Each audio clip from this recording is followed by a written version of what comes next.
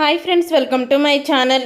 వరలక్ష్మిని అపార్థం చేసుకొని గుడ్డివాడిగా నటిస్తూ ఉన్న విష్ణుకి నిజం చెప్పేసిన అజయ్ తప్పు చేశానని బాధపడుతున్న విష్ణు నిజంగానే ఇదంతా జరగబోతుందా? అసలు ఏం జరిగింది? వరలక్ష్మిని అపార్థం చేసుకొని విష్ణు గుడ్డివాడిగా నటిస్తున్నాడని అజయ్కి ఎలా తెలిసింది అని మీరు తెలుసుకోవాలనుకుంటున్నారా? అయితే వీడియోని తప్పకుండా లైక్ చేసి ఛానల్ని సబ్స్క్రైబ్ చేసుకొని పక్కనే ఉన్న గంట సింబల్పై ఆల్ని క్లిక్ చేయండి.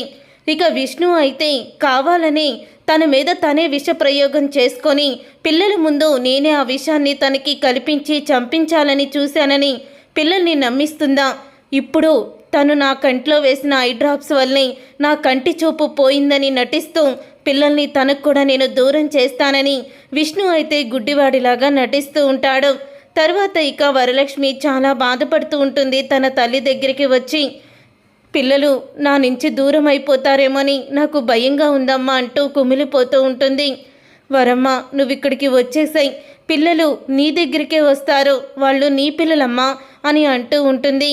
వరలక్ష్మి తల్లి అయితే లేదమ్మా, విష్ణు గారు పిల్లల్ని నా దగ్గరికి రానివ్వరు, నా పిల్లల కోసమైనా అక్కడ అవమానాలని భరిస్తూ నేను అక్కడే ఉండాలి అని అంటూ ఉంటుంది వరలక్ష్మి. అయితే తరువాత వరలక్ష్మి ఇంటికి వెళ్తుంది. ఇంటికి వెళ్ళిన తర్వాత పిల్లలిద్దరూ కూడా భోజనం చేస్తూ ఉంటారు. నేను వచ్చి పెడతాను కదమ్మా అని అంటూ ఉంటే వద్దమ్మా, నాన్నకి చూస్తుంటే చాలా బాధగా ఉంది, నాన్న ఈ పరిస్థితికి రావడానికి కారణం నువ్వే అని అంటూ పిల్లలైతే వరలక్ష్మిని అంటూ ఉంటారు. అప్పుడే ఇక విష్ణు అలా అనకూడదు, అమ్మ కావాలని చెయ్యలేదు కదా, దాంట్లో కెమికల్ ఎలా కలిసిందో ఎవరికి తెలుసమ్మా అని విష్ణు అయితే అంటూ ఉంటాడు. ఏదేమైనా నాకు తెలిసి అమ్మే కావాలని ఇదంతా చేసి ఉంటుందని పిల్లలైతే నమ్మేస్తూ ఉంటారు. నీ నుంచి దూరం చెయ్యాలని నువ్వు తన విషప్రయోగం చేశావన్న కోపంతోనే ఇదంతా జరుగుంటుంది అని అంటూ ఉంటారు పిల్లలైతే. అప్పుడే విష్ణు నాకు కూడా అదే కావాలి, మీరిద్దరూ వరలక్ష్మిని అసహించుకొని వరలక్ష్మి దగ్గరికి వెళ్లకుండా ఉండాలి అని అంటూ ఉంటాడు విష్ణు అయితే. ఇక విష్ణు అలా మనసులో మాట్లాడుకుంటూ నవ్వుకుంటూ ఉంటాడు. తర్వాత విష్ణు తను భోజనం చేసేటప్పుడు కూర అన్నీ కూడా వేసుకోవడం గమనిస్తాడు. విహారీ అయితే గమనించి వరలక్ష్మి దగ్గరికి వెళ్ళి అంటూ ఉంటాడు, ఏంటక్క, నాకు మాత్రం ఆశ్చర్యంగానే అనిపిస్తుంది, అసలు నిజంగానే బావకి చూపు పోయిందంటావా? తన పని తను చేసుకుంటున్నాడు, బాగా తింటున్నాడు, మందు తాగుతున్నాడు, అంతా బాగానే ఉంది, తను గుడ్డివాడిలాగా నటిస్తున్నాడని చూపు కోల్పోయినట్టు నటించి పిల్లల్ని నీకు దూరం చేస్తున్నాడేమో అని నాకు అనిపిస్తుందక్క అని విహారీ అయితే చెప్తూ ఉంటాడు. అప్పుడు ఇక వరలక్ష్మి అంటూ ఉంటుంది, ఆయన అలాంటి వారు కాదురా, ఎంత నా మీద కోపం ఉంటే మాత్రం ఆయన ఎందుకో నా దగ్గర అలా నటిస్తారు, లేదు ఆయన అలా చెయ్యరు అని అంటూ ఉంటుంది వరలక్ష్మి అయితే.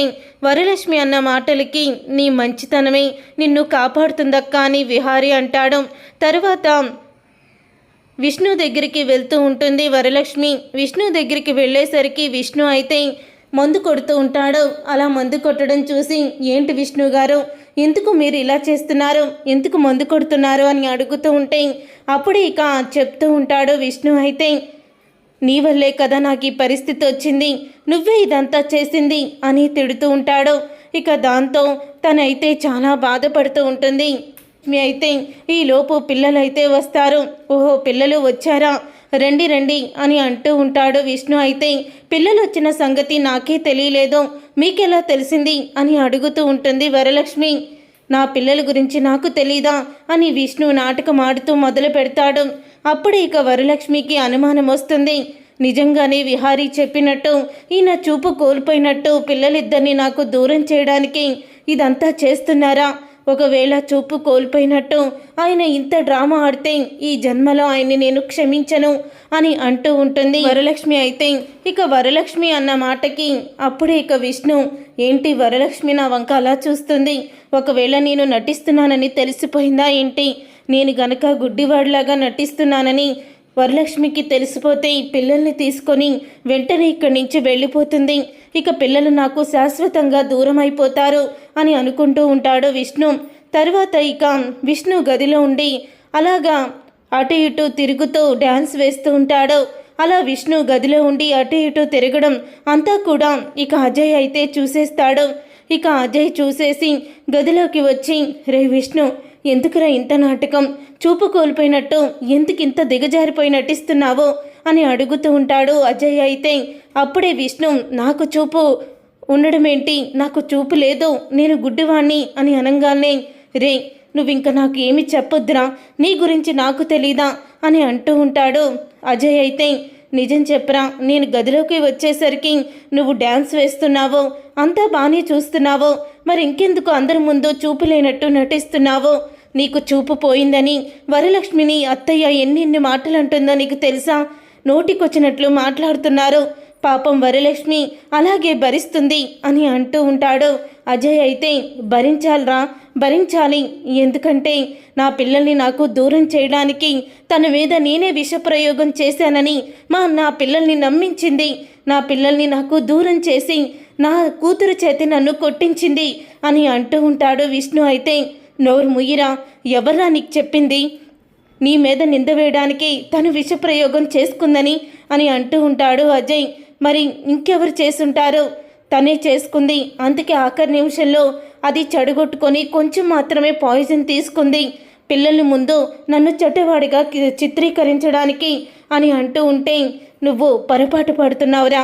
ఆ రోజు అసలు నిజంగానే వరలక్ష్మి చంపాలని విషప్రయోగం జరిగింది అని అంటూ ఉంటాడు అజయ్. ఏంట్రా నువ్వు చెప్పేది?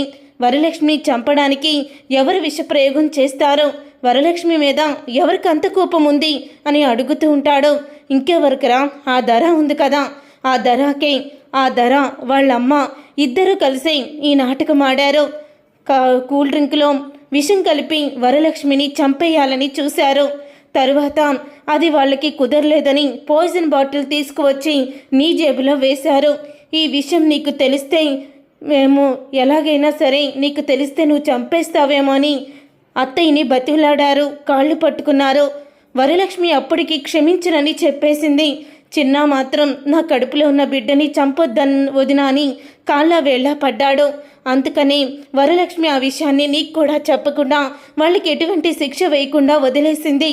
కానీ ఇవేమీ తెలియని నువ్వు ఈరోజు తన కారణంగానే నీ పిల్లలు నిన్ను అసహించుకున్నారని నువ్వు కూడా అదే తప్పుని చేసి వరలక్ష్మిని అలాగే పిల్లల్ని కూడా బాధ పెడుతున్నావు అంటూ అజయ్ అసలు నిజాన్ని బయట పెట్టేస్తాడు.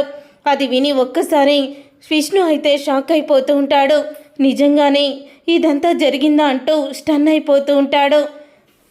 చూసారుగా ఫ్రెండ్స్, రాబోయే కథలో ఖచ్చితంగా ఇలాగే జరగబోతుంది. మరి ఇలాగే జరగాలని మీరైతే కోరుకుంటున్నారా? అయితే వీడియోని తప్పకుండా లైక్ చేయండి, షేర్ చేయండి, కామెంట్ చేయండి. వంటలక్క సీరియల్ అప్కమింగ్ ఎపిసోడ్స్ని టీవీలో కన్నా ముందుగా చూడాలనుకుంటే ఛానల్ని సబ్స్క్రైబ్ చేసుకొని పక్కనే ఉన్న గంట సింబల్పై ఆల్ అని క్లిక్ చేయండి. అప్పుడే మేము పెట్టే ప్రతి వీడియో మీరు మిస్ కాకుండా చూసేవచ్చు.